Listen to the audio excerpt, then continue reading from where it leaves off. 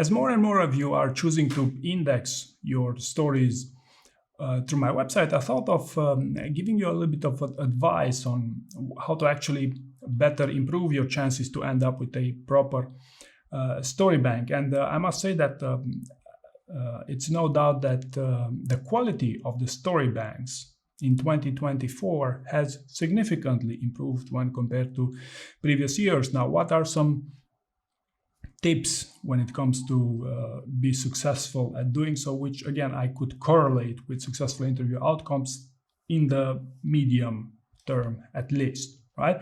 So the first thing you should keep in mind is some candidates choose to build their story banks in parallel with others. So you have a body, you choose to maybe meet at certain times and build your story banks together.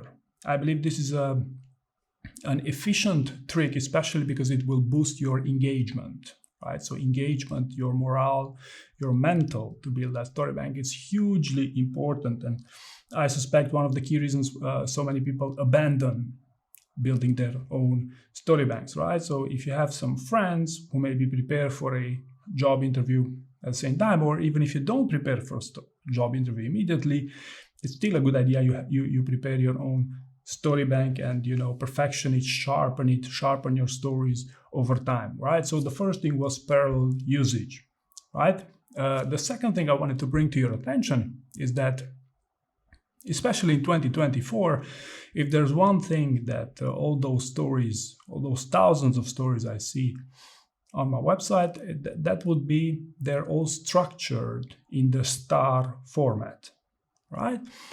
Now, if you've been following my channel, I've said this a number of times, but the star format is a format, it's a template. It's a way to template your answers. So whenever you template something, it can no longer be an artwork, right? So it's just a template, basically. So furthermore, the star template was invented by employers to easier screen candidates, right? So you should keep this in mind, that it's not necessarily to your advantage to structure or to overly structure your interview answers, or you should at least keep in mind this is a beginner's approach, right? So nobody's going to pay you a ton of money because you can answer questions in the star format, right? To put it bluntly here.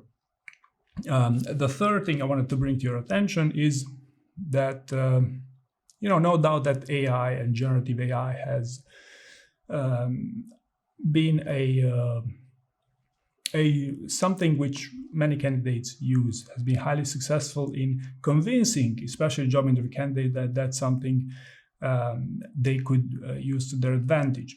I won't get into how efficient is that. I'll make another video on this topic, but what I wanted to bring to your attention is that more and more people reward their own stories using ChatGPT or Google's Gemini.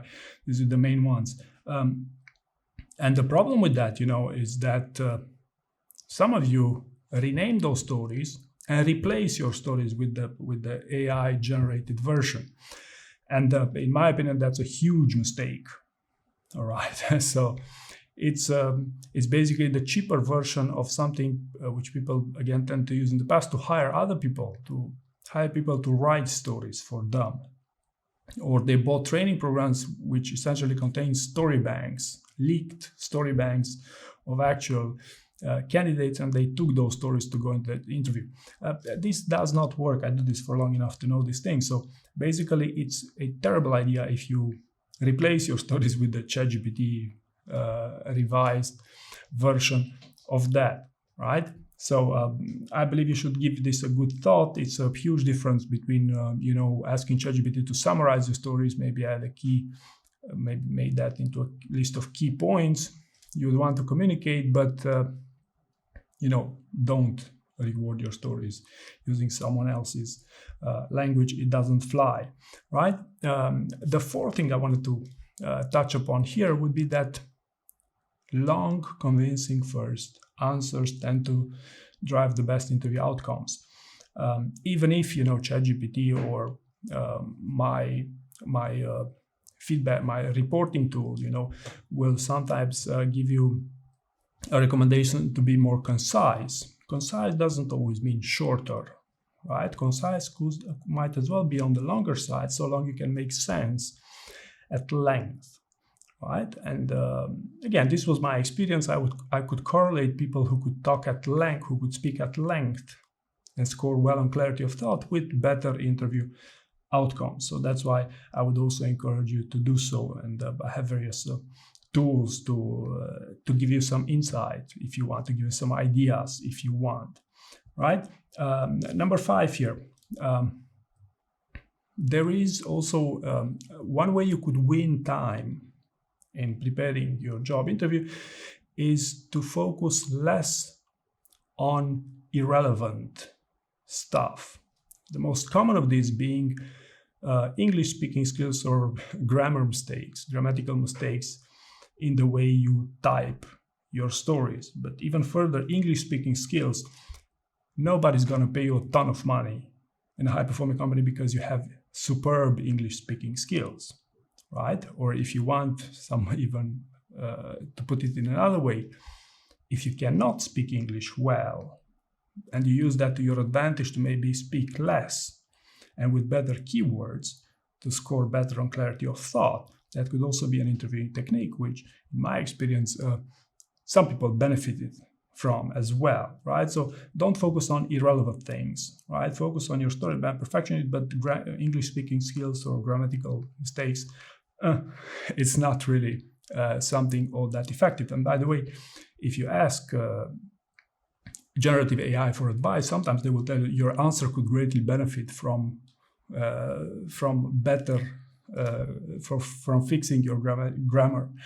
I disagree with these things, right? So focus on what actually matters for your story bank. Focus on the key inputs of the equation to generate the best possible outcome, right? Whatever makes sense, things such as clarity of thought, revising your stories enough times and stuff like this, right? And finally, number 6 here, timing. So I've noticed that a majority of candidates who use services on my website, they choose to use it late evening or at night, right? Even on weekends if you want. And even if you do it on parallel, if you remember I said in the beginning, parallel usage.